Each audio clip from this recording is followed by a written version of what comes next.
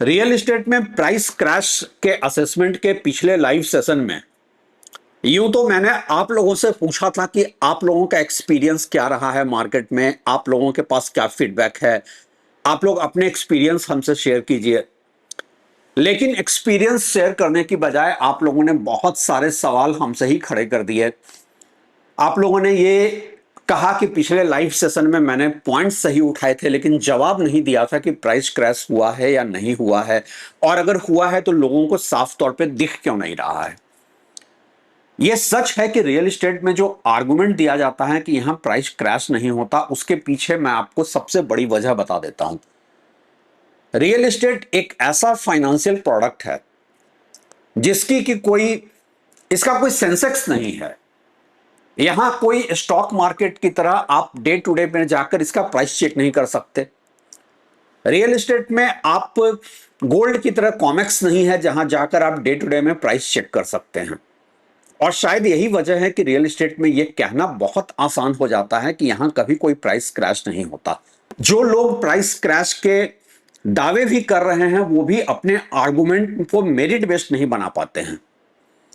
आज मैं आप लोगों के साथ यह शेयर करूंगा कि रियल एस्टेट के प्राइस क्रैश को मैं किस तरीके से देखता हूं। आर्गुमेंट हमेशा यह दिया जाता है कि यहां प्राइस क्रैश नहीं हो रहा है क्योंकि आप इसको टेंजिबल तरीके से कभी प्रूफ नहीं कर पाएंगे।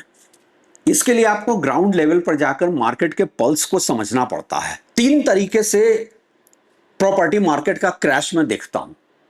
एक तो होता है आउटराइट क्रैश, सब कुछ 70%, 50%, 30% प्राइस डाउन। अगर एग्जाम्पल के तौर पर बात करें तो जापान में जो हुआ था या 2008 में लेहमन क्राइसिस में हमने यूएस प्रॉपर्टी मार्केट में देखा था, वो आउटराइट क्रैश होता है। इंडिया में नॉर्मली प्रॉपर्टी मार्केट में आउटराइट क्रैश उस तरीके से अभी तक नहीं दिखा है।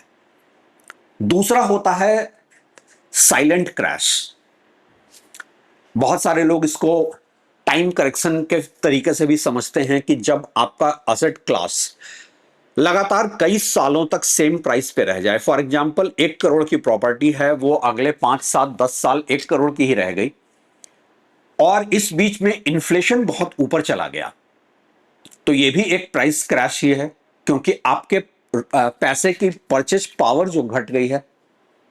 इंडिया में टाइम करेक्शन आमतौर पे देखा जाता है और सच यह है कि 2012 से 20 का जो दौर था, 2012 से 20 के दौर में टाइम करेक्शन बहुत साइलेंटली आपको इंडियन रियल एस्टेट में दिखा था। पोस्ट कोविड रियलिटी बदल गई। पोस्ट कोविड कुछ स्टॉक मार्केट के गेन्स थे, कुछ लोगों का प्रॉपर्टी की तरफ रुझान बढ़ा, कुछ पेंटअप डिमांड था और अचानक से एक कार्टलाइजेशन भी शुरू हो गया। तो पोस्ट कोविड रियल एस्टेट में गेन्स दिखने लगे। उसके पहले कई सालों तक ये प्राइस क्रैश ही था, लेकिन ये टाइम करेक्शन वाइज हो रहा था, तो इसलिए विजिबल नहीं था, सरफेस लेवल पे नहीं था।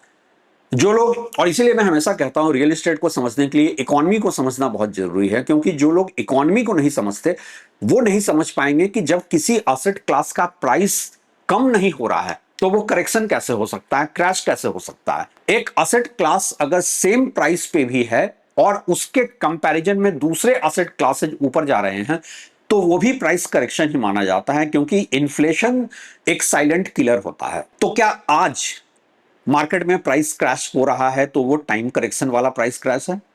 नहीं, आज जो हो रहा है उसे मैं साइलेंट क्रैश कहता हूं।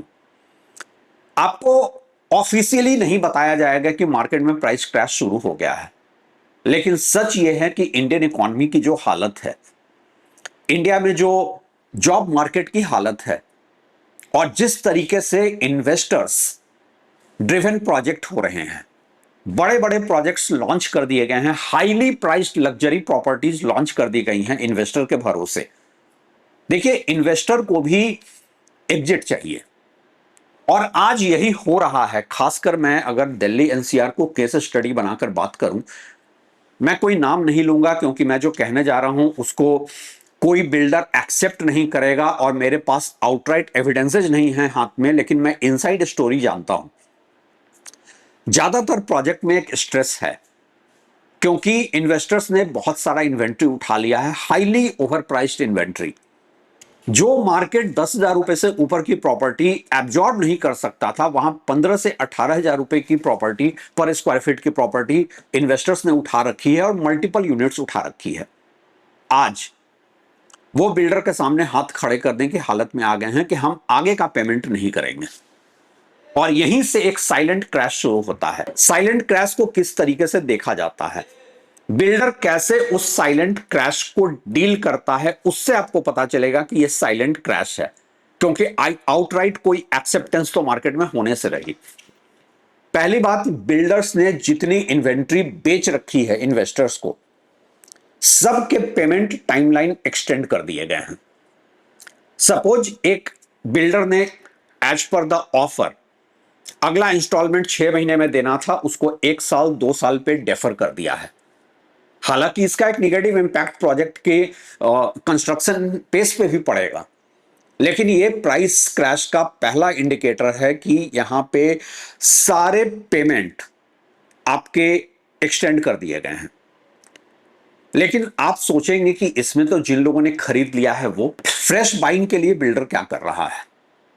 बिल्डर कभी भी, कोई भी बिल्डर, चूंकि रियल एस्टेट पेरिशेबल प्रोडक्ट नहीं है, पेरिशेबल कमोडिटी नहीं है, यह आम अमरूद की तरह कल बर्बाद हो जाने वाला प्रोडक्ट नहीं है, तो बिल्डर अपनी होल्डिंग पावर भी यूज कर रहा है। और एट द सेम टाइम ये जो बीएसपी आप सुनते हैं, बेसिक सेलिंग प्राइस, जिसके ऊपर प्लस प्लस प्लस का प्रीमियम लगता चला जाता है, एनसीआर में आज आप किसी बिल्डर के पास चेकबुक लेकर बैठ जाएं, वो सारे प्रीमियम रिड्यूस होने लगे हैं।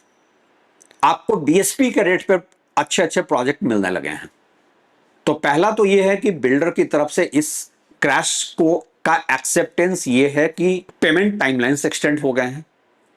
दूसरा, आपका प्रीमियम रिड्यूस हो गया है। तीसरा, अभी तक जो बिल्डर का ये था कि बिल्डर ने ओपन एग्जिट स्ट्रैटेजी दे रखी थी इन्वेस्टर को, अब वो इन्वेस्टर को एग्जिट नहीं दे रहा है। अब यहां पे बिल्डर भी फंसा है, इन्वेस्टर भी फंसा है, क्योंकि बेचते समय तो बिल्डर ने ये बोल दिया फर्स्ट ट्रांसफर फ्री, लेकिन वो फर्स्ट ट्रांसफर कब?